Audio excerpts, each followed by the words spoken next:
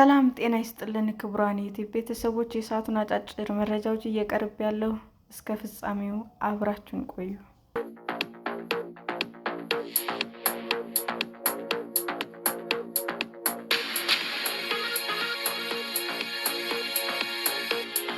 እስራኤልና ሊባኖስ ከ3 አስርት ዓመታት በኋላ ለመጀመሪያ ጊዜ ፊት ለፊት ተገናኝተው ተወያዩ። ሊባኖስና እስራኤል ከ3 አስርት ዓመታት በኋላ የመጀመሪያውን የዲፕሎማሲ ውይይት በዋሽንግተን አደረጉ። ይህ ውይይት በእስራኤልና በኢራን በሚደገፈው ሄዝቦላ መካከል የተቀሰቀሰውን ግጭት ለማስቆም መንገድ ይጠርጋል ተብሎ ተገምቷል። በሁለቱ ሀገራት መካከል አደራዳሪ ሆነው የተገኙት የአሜሪካ የውጭ ጉዳይ ሚኒስትር ማርኮ ሩቢዮ የሄዝቦላን ተጽዕኖ ለማስቆም ታሪካዊ ዕድል እንደሆነም ተናግረዋል። አሜሪካ ያወጣችው መግለጫ ሁለቱ ወገኖች ወደፊት በሚገልጹት ጊዜና ቦታ በቀጥታ ድርድር ለመጀመር መስማማታቸውንም ይገልጻሉ።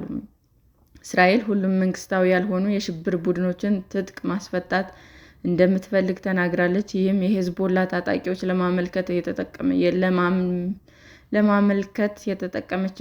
ለማምከን የተጠቀመችበት ነው።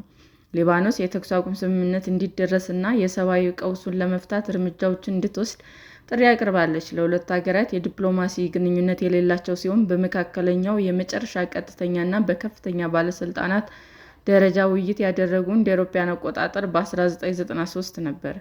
አሜሪካና እስራኤል በኢራን ላይ ጦርነት በጀመሩ በጥቂት ቀናት ውስጥም ሄዝቦላ ወደ እስራኤል ሮኬቶችንና ድሮኖችን ማስወንጨፉን ተከትሎ የእስራኤል ጦር በሊባኖስ ወታደራዊ ዘመቻ ከጀመረበት ጊዜ አንስቶ ከ2,000 በላይ ሰዎች ተገድለዋል። ሁለቱም ወገኖች ማክሰኞ ዕለት በዋሽንግተን ሲገናኙ ሄዝቦላ በሊባኖስ በሚገኙ የእስራኤል ወታደሮች እና በእስራኤል ላይ ቢያንስ 24 ጥቃቶችን እንደፈጸመ ተነግሯል።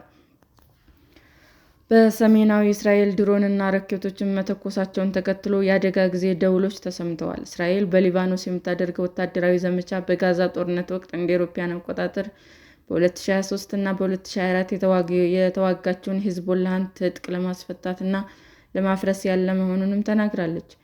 የአሜሪካ የውጭ ጉዳይ ሚኒስቴር ቃል አቀባይ ቶሚ ፒኬት ከውይይቱ በኋላ በሰጡት መግለጫ እስራኤልና ሊባኖስ የሄዝቦላን ተጽዕኖ ለመቀነስ ለመስራት መስማማታቸውን ተናግረዋል። ሊባኖስ በበኩሏ በሀገሪቱ ውስጥ ያለውን ከባድ የሰብአዊ ቀውስ ለመፍታት እና ለማቅለል ተኩስ እንዲቆም እና ተጨባጭ እርምጃዎች እንዲወሰዱ ጥሪ ማቅረቧን ተናግረዋል።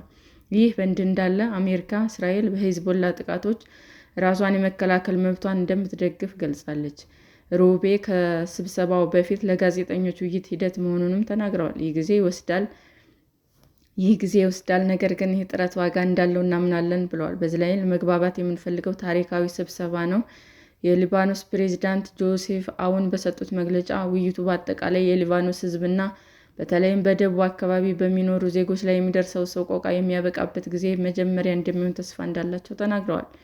ለግጭቱ ብቸኛው መፍትሄ የሊባኖስ የጦር ኃይሎች ለአካባቢው ደህንነት ብቸኛ ተጠያቂ መሆን እንደሆነ ተናግረዋል። የሊባኖስ መንግስት ሄዝቦላን ለመጋፈጥ ያለው አቅም ግን ውስን ነው። ከውይይቱ በፊት የድርጅቱ ከፍተኛ አባል ለኤፕ የዜና ወኪል እንደተናገሩት በዋሽንግተን የሚስማሙበትን ማንኛውም ጉዳይ እንደማያከብር ተናግረዋል። እኛ በሚስማሙበት ጉዳይ ተገዢ አንሆንም ሲሉም የሄዝቦላ የፖለቲካ ምክር ቤት አባል የሆኑት ዋፊቅ ሳፍ ተናግረዋል። እንደ አውሮፓውያኑ አቆጣጠር በ1982 የተመሰረተው ሄዝቦላ በሚገባ የታጠቀ ቡድን ሲሆን በሊባኖስ የሺ ሙስሊሞች በብዛት በሚኖሩበት የሀገሪቱ ደቡባዊ ክፍል እንዲሁም በዋና ከተማዋ ቤይሩት ደቡባዊ ዳርቻዎች በስፋት ይንቀሳቀሳል። አሜሪካና ኢራን በፓኪስታን ባደረጉት ውይይት የኢራን ተደራዳሪዎች ሊባኖስ የተኩስ አቁም ስምምነት ውስጥ እንድትካተት አጥብቀው ጠይቀዋል። ነገር ግን አሜሪካም ሆነ እስራኤል በዚህ እንደማይስማሙ ተናግረዋል። አንድ የአሜሪካ የውጭ ጉዳይ ሚኒስቴር ባለስልጣን ለቢቢሲ እንደተናገሩት የእስራኤልና የሊባኖስ ውይይት የታቀደው ከ1 ወር በፊት ነው። በእስራኤል ዘመቻ ከተገደሉት ከ2,000 በላይ ሊባኖሳውያን በተጨማሪ በግጭቱ ወደ 1 ሚሊዮን የሚጠጉ ሰዎች ከመኖሪያ ቀያቸው ተፈናቅለዋል። ሰላም ጤና ይስጥልን ውድ የዩቲዩብ ቤተሰቦቼ እንዴት ናችሁ? አዲስ ጀማሪ ነኝና ሰብስክራይብ ያደረጋችሁ አበረታቱኝ። አመሰግናለሁ። የዩቲዩብ አድማጮቻችን ለሰዓቱ ያቀረብኩላችሁ አጫጭር መረጃዎች ይህንን ይመስል ነበር። በሌላ መረጃ እስክንገናኝ ሼር፣ ላይክ፣ ሰብስክራይብ እንዲሁም ቢቀርብልን የምትሉት መረጃ ካለ ኮሜንት እያደረጋችሁ ቸር ቆዩን።